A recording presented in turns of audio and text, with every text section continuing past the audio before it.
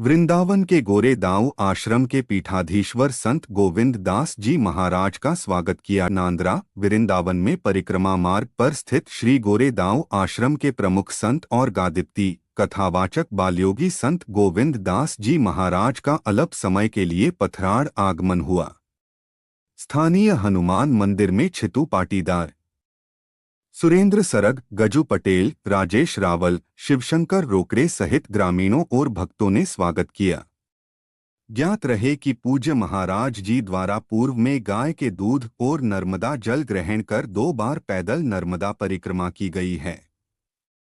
निमाड़ क्रांति न्यूज भी महाराज जी के चरणों में कोटि कोटि प्रणाम करता है। परम पूज्य गुरुजी ने गाय के दूध और नर्मदा जी के जल का सेवन करके ही पूरी परिक्रमा की थी। ऐसे संत से आग्रह है कि आप नर्मदा जी के इस पावन धरा और माँ रेवा के संबंध में अपने कुछ विचार हमें देने की कृपा करें। सबको नर्मदे हर, जय श्री राम।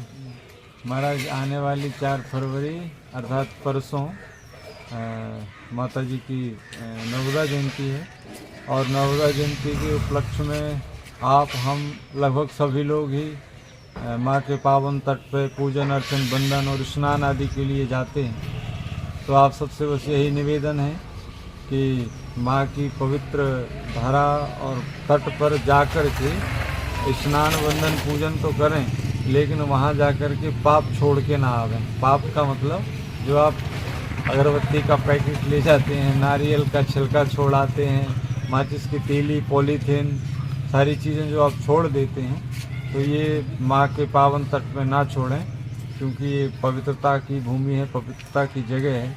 और आप इस प्रकार से जाकर के कचरा आदि छोड़ कर के आते हैं, तो आप सोचिए कि कोई माँ के पास में प्रणाम दर्शन करने जाता है या कचरा छोड़ने के लिए जाता है। तो इसलिए आप सब ध्यान रखें, किसी भी प्रकार की जो भौतिक गंदगी है ये माँ के तट पर ना छोड़ें और बड़े भाव से 4 फरवरी 2025 को माता श्री की जयंती बड़े हर्ष और उल्लास से मनाएं और खूब नर्मदा परिक्रमा वासियों की सेवा करें। जय श्री राम, राधे राधे, नर्मदे।